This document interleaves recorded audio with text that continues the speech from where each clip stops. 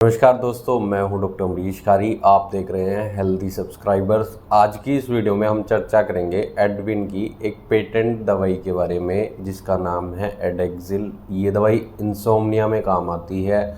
किन सिम्टम्स में इस दवाई को पेशेंट को दिया जाता है, जानने के लिए वीडियो पूरा देखिए। अगर आप हमारे चैनल पर नए हैं तो चैनल को सब्सक्राइब कर ले ताकि आने वाली हेल्थ रिलेटेड वीडियो से आप अपडेटेड रहें। दोस्तों, आजकल अनिद्रा कॉमन है, इंसोम्निया बहुत कॉमन हो गई है। किसी भी एज ग्रुप के लोगों में हो सकती है। इसके पीछे कई कारण होते हैं, जैसे डाइट फैक्टर। इसका जो मेन कारण होता है वो होता है स्ट्रेस और एंजाइटी, जो कि आजकल भाग दौड़ भरी ज़िंदगी में ज़्यादातर लोगों में देखने को मिल जाती है। तो इसके कारण पेशेंट को अनिद्रा की शिकायत आती है।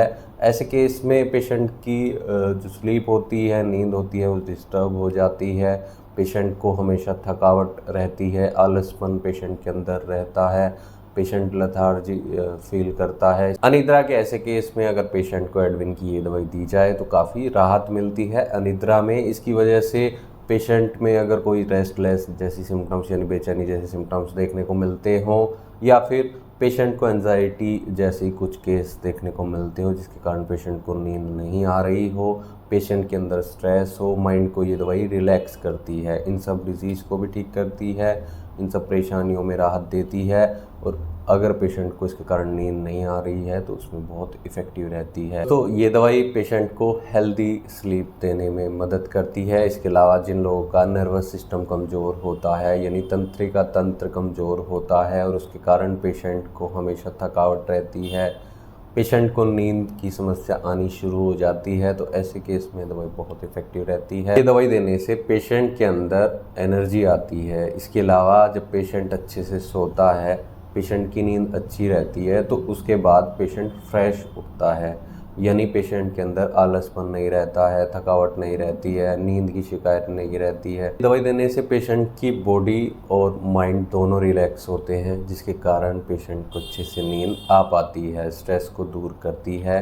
इसके और लक्षणों की बात करें तो जिन लोगों में हमेशा थकावट देखी जाती है और ऐसे में पेशेंट हमेशा सोचता रहता है, ओवरथिंकिंग जिन लोगों में होती है, हमेशा काम का स्ट्रेस, या फिर बच्चों में अगर देखा जाए तो एग्ज़ाम का स्ट्रेस हो, तो ये अगर दवाई दी जाए तो ऐसे केस में पेशेंट को आराम मिलता है, काफ़ी रिलीफ मिलता है। दवाई पेशेंट को नींद दिलाने में मदद नहीं करती है, पेशेंट को केवल रिलैक्स करती है, माइंड को और बॉडी को।